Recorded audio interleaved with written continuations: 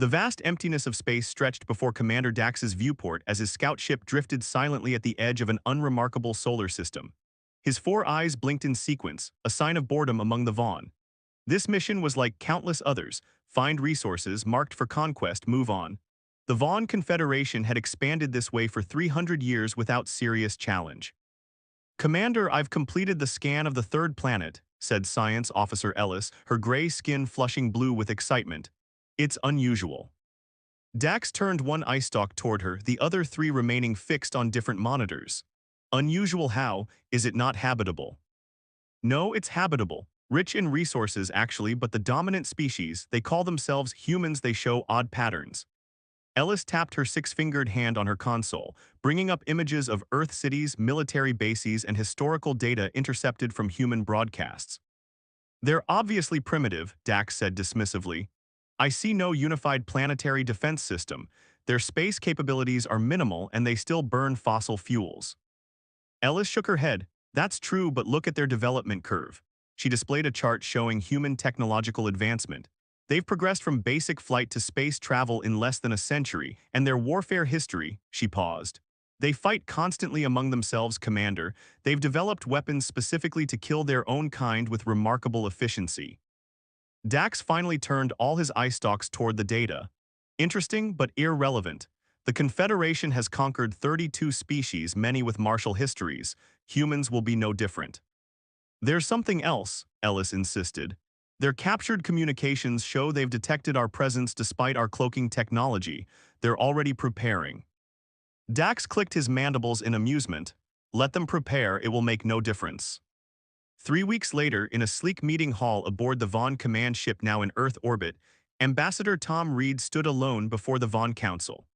7 tall, multi-eyed aliens regarded him with what he assumed was contempt, though human eyes struggled to read Vaughn expressions. "We appreciate your willingness to meet with us," Reed said, his voice calm despite the armed guards flanking him. His suit was simple but formal. Earth's governments had agreed that humanity should present itself with dignity. "I come with a message from the United Governments of Earth." High Commander Wren, the largest of the Vaughn, leaned forward. His translator converted his clicking speech to English. "We know why you're here, human, to beg for mercy, to offer surrender terms. The Confederation accepts your submission." Reed shook his head. "I'm not here to surrender. I'm here to extend friendship, or failing that, to give you a warning." A ripple of clicking laughter, Reed guessed, spread through the council. "A warning?" Wren's translator couldn't hide the mockery in his tone. "Your species hasn't mastered basic fusion power. Your weapons are crude. Your ships can barely reach your own moon. Technology isn't everything." "Technology isn't everything," Reed replied. "Humans have something that perhaps you don't understand." Vice Commander Cal, smaller than Wren but with more alert eye stalks, shifted forward. "And what might that be, Ambassador?" "Determination," Reed said simply. "Humans don't accept conquest. We've studied your communications. We know you've subjugated other worlds. We know your patterns, but humans are different." He stepped closer to the council table, causing the guards to tense. "We seek friendship, but if threatened, humanity will defend itself without mercy.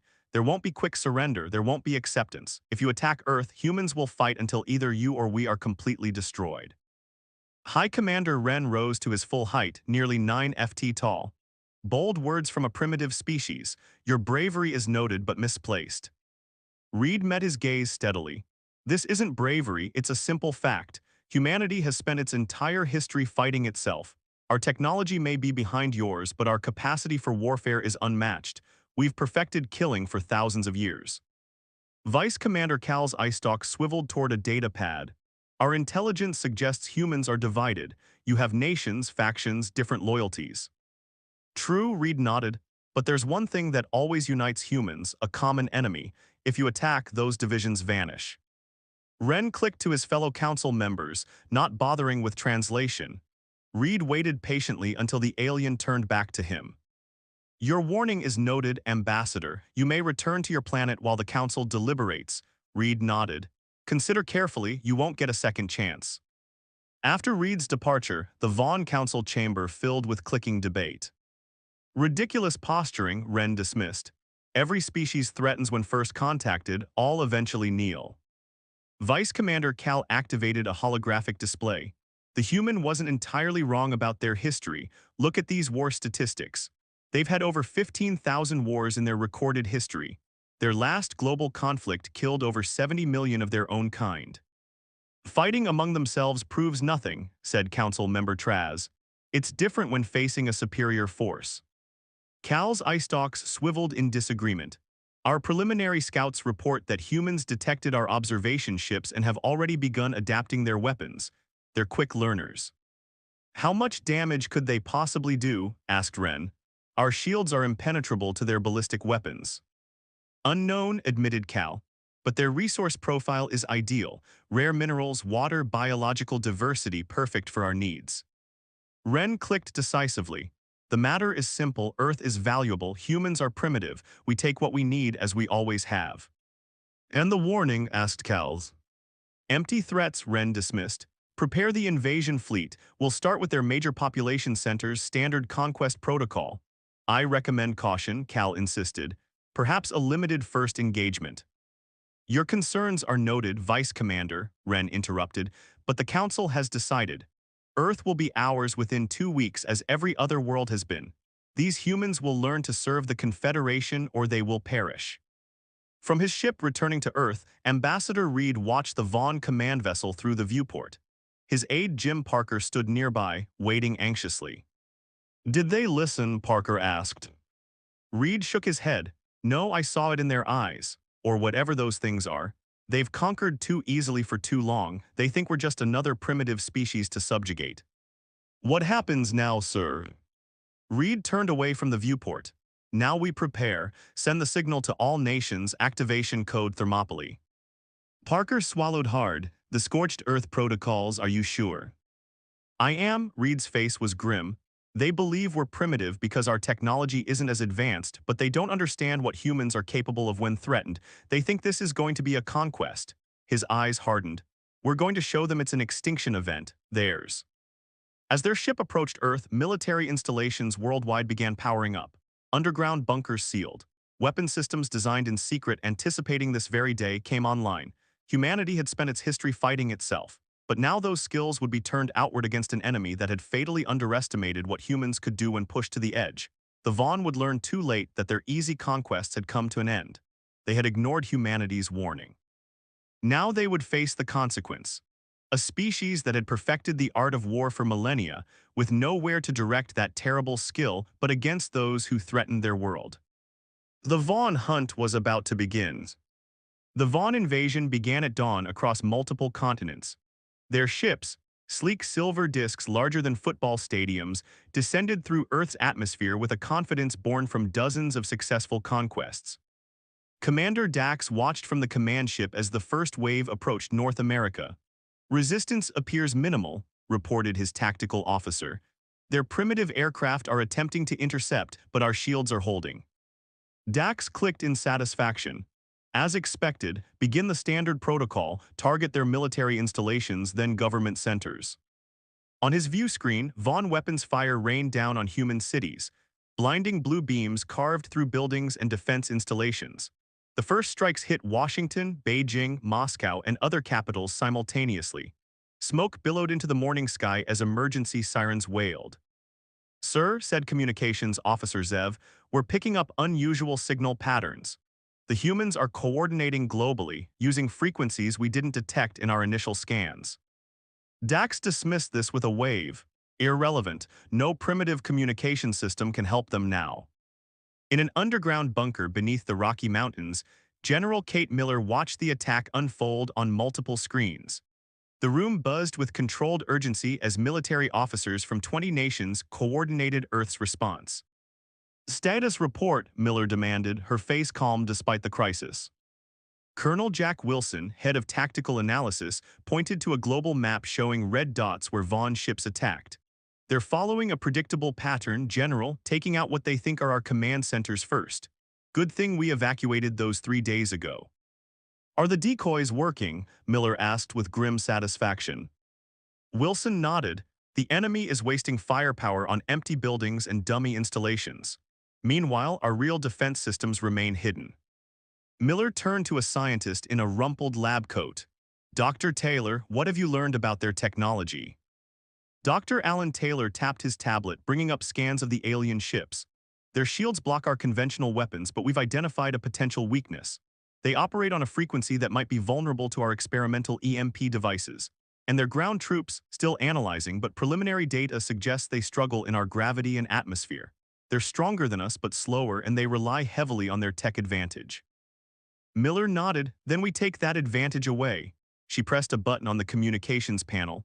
This is General Miller to all resistance cells. Implement Operation Trojan Horse. I repeat, Operation Trojan Horse is now active. 2 weeks into the invasion, Commander Dax faced the unthinkable. A status report showing significant losses. His mandibles clicked nervously as he addressed the Vaughn Council via holographic link. The humans are not responding as expected, he admitted. They abandoned their major cities before we attacked. Our forces now face coordinated guerrilla resistance on all continents. High Commander Wren's image flickered impatiently. Explain your failure, Commander. These are primitives with inferior weapons. They're adapting faster than any species we've encountered, Dax said. They've already modified their weapons to partially penetrate our shields, and they're studying our technology, learning from each captured piece of equipment. Vice Commander Cal leaned forward in the hologram. Casualties. Dax hesitated. We've lost 23 ships and over 900 ground troops. Silence fell over the council. No previous conquest had cost more than 5 ships. How is this possible? Demanded Wren. The humans fight differently, Dax struggled to explain. They don't follow conventional warfare doctrines. They use misdirection, traps, suicide tactics. They sacrifice themselves willingly to take down even a single Vaughn soldier. Cal's eye stalks shifted uneasily. The ambassador warned us. They're still primitives, Wren insisted. Send in the second wave, double the force, break their will. As the transmission ended, Dax turned to his tactical display. A new alert flashed. Humans had breached another landing zone, capturing Vaughn technology and disappearing before reinforcements arrived. Captain Ben Foster wiped sweat from his brow as his team secured the alien craft. They worked with practiced efficiency in the Amazon rainforest heat, disabling tracking devices and preparing the captured Vaughn cruiser for transport. 20 minutes, people, Foster called out. Then their friends come looking. Lieutenant Maria Lopez approached with a tablet. Sir, the tech team has extracted their navigation systems intact. This is the prize we've been looking for. Foster nodded. Get it to Dr. Taylor immediately. This might be our window into their entire fleet movement. A soldier called from the ship's entrance. Captain, we've got 3 live ones inside, crew members. Foster's expression hardened. Secure them for transport, no unnecessary roughness but no chances either. These are our first live specimens. Intelligence will want them intact. As his team worked, Foster keyed his secure radio. Eagle to nest, package secured with bonus items, extraction required. General Miller's voice came through clearly. Good work, Eagle, get our new toys home safely. The engineers are waiting. 1 month into what was supposed to be a 2-week conquest, the Vaughn faced a shocking reality. Humans weren't surrendering. They were learning, adapting, and fighting back with increasing effectiveness. In his private quarters, Vice Commander Cal reviewed footage of human combat tactics. He watched with growing unease as human soldiers employed captured Vaughn weapons with modifications that made them more lethal. One video showed humans in makeshift armor storming a Vaughn position, using simple electromagnetic pulses to disrupt Vaughn targeting systems. Cal began recording his observations in a personal log, something he had never felt necessary in previous conquests. The humans display unique characteristics, he dictated. They form empathetic bonds with other species. Even the animal life on their planet is sometimes used in their resistance efforts. They show remarkable creativity under pressure, converting everyday items into weapons. Most disturbing, they seem to gain morale from suffering losses rather than becoming demoralized. He paused the footage on an image of a human banner captured from a resistance base. It displayed a simple message in multiple languages. Remember Earth, no mercy for invaders. I believe, Cal continued hesitantly, that High Commander Wren has critically misjudged this species. Their technology may be inferior, but their adaptability and determination compensate significantly. The ambassador's warning should have been heeded. 3 months into the invasion, humanity revealed its first major surprise. What began as a routine attack on a Vaughn landing zone in the Siberian wilderness turned into a devastating trap. As Vaughn troops moved in, The ground beneath them suddenly erupted in a coordinated series of explosions, unlike anything in their combat experience. From his command ship, Dax watched in horror as human aircraft, now modified with elements of Vaughn technology, swarmed his forces. The crude hybrids shouldn't have been possible so quickly. Yet there they were, firing weapons that partially penetrated Vaughn shields. "All units retreat," Dax ordered, his voice losing its usual calm. "Defensive formation Delta." His communications officer turned all four eyes toward him. "Sir, we're receiving thousands of small transmissions from the surface directed at our ships." "What transmissions block them?" "We can't, sir, there." The officer never finished his sentence. Throughout the Vaughn fleet, navigation systems suddenly failed. Ships veered wildly, some colliding with each other. The humans had created a virus specifically designed for Vaughn computer systems, using the technology they'd captured and studied. As alarms blared across his command deck, Dax faced the grim truth. This wasn't going to be a conquest. It had become a war, one that the mighty Vaughn Confederation might not win. On Earth, General Miller watched the chaos in the sky with grim satisfaction. "Send the message to all Vaughn frequencies," she ordered. Across all Vaughn communication channels, a simple message appeared in their own language. "You were warned, now we hunt." The humans had learned, adapted, and now they would pursue. 6 months after the Vaughn invasion began, Earth had transformed. Cities once filled with civilian life now housed military operations and manufacturing centers. Factories that once made cars now produced weapons. Laboratories that once researched cures for diseases now studied alien biology, searching for weaknesses. Commander Dax was dead, his ship destroyed during a daring human raid 3 weeks earlier. Vice Commander Cal, now promoted to lead the invasion force, stood before a holographic map showing Vaughn positions around Earth. The map had far too much red on it, territory lost to human counterattacks. "Their adaptation rate is unprecedented," Cal told his officers. "They've reverse-engineered our shield technology, our weapon systems, even elements of our faster-than-light drive." "How is this possible?" asked Fleet Captain Mev, his eye stalks twitching in agitation. "They were primitives just months ago." "They were never primitives," Cal replied quietly, "just less advanced technologically. Their minds work differently than ours. They improvise, take risks, try things no Vaughn would consider." He clicked a control, bringing up footage of a recent battle. "They don't think like us, they think like predators." The footage showed human soldiers using modified Vaughn weapons, moving in patterns that confused Vaughn targeting systems. When Vaughn troops adjusted, the humans immediately changed tactics. "High Commander Wren still believes we can win through superior numbers," Cal continued. "I'm no longer certain. I've sent a report recommending peace talks." Captain Mev's eye stalks all locked on Cal. "The Council will never agree. No Vaughn force has ever retreated." "Then we may be the first," Cal said grimly. "Because these humans aren't just defending anymore, they're hunting us." Admiral Laura Hayes had never expected to command humanity's first space fleet. 6 months ago, she'd been a commercial airline pilot. Now she stood on the Bridge of the Vengeance, a ship cobbled together from human and Vaughn technology. Through the view screen, she watched as her fleet of 12 ships moved into position above Earth. "Status of Vaughn forces," she asked her tactical officer. 32 ships in high orbit, Admiral," reported Commander Dan West. "They're maintaining defensive positions." Hayes nodded. "And our new weapons?" "The phase disruptors are online. They've never been tested in actual combat, but the simulations are promising." Hayes studied the display showing the much larger Vaughn fleet. The aliens still had superior numbers and technology, but they'd grown cautious after months of surprising defeats. They no longer attacked aggressively, preferring to hold position and launch occasional strikes. "They don't understand what's happening," Hayes said softly.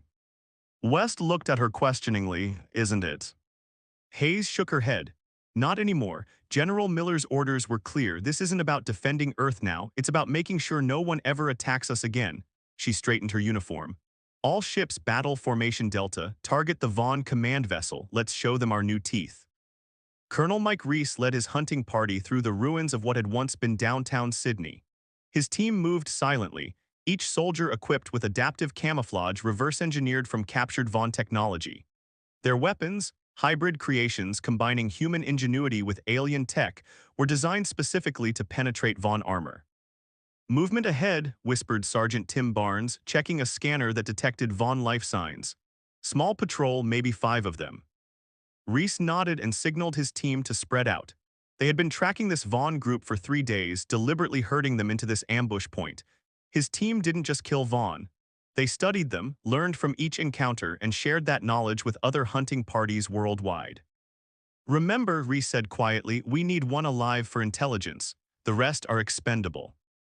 His soldiers moved into position with practiced efficiency. 6 months of constant combat had turned them into something new, not just soldiers, but specialized hunters with intimate knowledge of their prey. The Vaughn patrol entered the trap zone, moving cautiously but still following predictable patterns. Reese waited until they were fully committed, then gave the signal. The ambush was swift and brutal. 4 Vaughn fell immediately to precisely targeted shots that exploited gaps in their armor that only human hunters had identified. The 5th Vaughn, clearly an officer, found himself suddenly alone, surrounded by humans who seemed to appear from nowhere as their adaptive camouflage deactivated. Secure the prisoner, Reese ordered, and leave our calling card for their recovery team. Sergeant Barnes nodded and placed a small holographic projector among the dead Vaughn. When their reinforcements arrived, they would find a message in their own language. We warned you, we hunt, you die. In her underground command center, General Miller reviewed reports from around the world. Hunting parties like Reese's were systematically eliminating Vaughn ground forces. In space, Admiral Hayes's fleet had achieved its first major victory, destroying 10 Vaughn ships while losing only 3. The tide is turning, said Dr. Taylor, now her chief of alien technology research. Their reinforcements have stopped arriving. I think they're reconsidering this invasion. Too late for reconsideration, Miller replied coldly. Dr. Lee, show me the progress on Project Payback. Dr. Anna Lee, a quiet woman who had been a quantum physicist before the invasion, brought up schematics on the main screen. The prototype faster-than-light drive is operational general, based on Vaughn technology but significantly modified. It's ready for installation in our new vessels. Miller studied the designs with grim satisfaction, and the weapon systems. The hunter-killer drones are in final testing. They're designed to target Vaughn biology specifically. They'll ignore other life forms, and they can self-replicate using available materials. Miller nodded. Good, the Security Council has approved the next phase. We're taking this fight to them. She turned to the assembled military and scientific leaders. For 6 months, we've been fighting for survival. Now we fight for the future. The Vaughn and anyone else watching need to learn that attacking Earth is a death sentence. Vice Commander Cal received the report with all 4 eye stalks lowered in disbelief. 10 ships lost in a single engagement against crude human vessels that shouldn't have been capable of space combat at all. His tactical officer continued grimly. Ground forces are reporting new human weapons drones that can penetrate our armor and target vital organs with precision. And the humans have developed some kind of biological weapon specifically designed for Vaughn physiology. Casualties, Cal asked. Over 60% of our ground forces lost. Speak freely, Cal ordered. Sir, there are no prisoners. The humans take occasional captives for study, but they don't keep them. This isn't like any war in Confederation history. Cal moved to his private terminal and pulled up his personal log. For months, he had been documenting human tactics, trying to understand this species that fought like nothing the Vaughn had ever encountered. His latest entry was brief. The humans are systematically analyzing every aspect of Vaughn biology, technology, and psychology. They don't just defeat us. They learn from each victory. Each encounter makes them more effective killers. I no longer believe this is about defending their world. They are preparing for something else. As if confirming his fears, a human transmission cut through Vaughn communication channels. Admiral Hayes's face appeared on screens throughout the Vaughn fleet. This message is for the Vaughn Confederation leadership, she said, her expression hard. 6 months ago, you ignored our warning and attacked our world. You believed we were primitive and would submit easily. You were wrong. The image shifted to show human shipyards, where new vessels were under construction, vessels that clearly incorporated Vaughn technology. We're coming for you now, Hayes continued. Not just to drive you from Earth, but to ensure you can never threaten us again. You chose this path when you ignored our warning. The transmission ended, leaving Cal staring at a blank screen. For the first time in the history of the Vaughn Confederation, they faced an enemy that had not only resisted conquest, but was now prepared to take the fight into Vaughn territory. The hunt had evolved. Now the humans were coming to hunt them at home. 2 years after the Vaughn invasion of Earth began, humanity had achieved what many thought impossible. Not only had they repelled the alien attackers from their home planet, but they had built a fleet capable of faster-than-light travel. Earth's factories worked around the clock, converting Vaughn technology into weapons that matched or exceeded alien capabilities. Admiral Laura Hayes stood on the bridge of the Retribution, humanity's first true warship designed for deep space combat. At 800 meters long, it combined the best of human innovation with reverse-engineered Vaughn technology. Around her, a fleet of 30 vessels prepared for humanity's first offensive beyond their solar system. "All ships report ready, Admiral," said her second-in-command, Captain Roy Chen. "Operation Payback is go." Hayes nodded, her face solemn.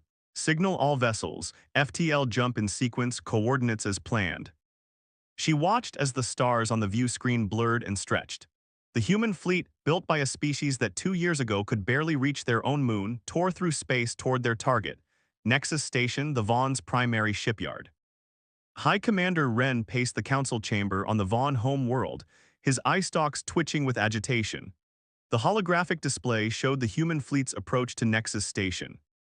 "Impossible," he clicked, mandibles clacking in distress. "They couldn't have developed FTL so quickly." Vice Commander Cal, who had been recalled from Earth 6 months earlier, stood quietly to one side. "I warned you, Commander. These humans adapt faster than any species we've encountered." "The station's defenses will hold," Wren insisted.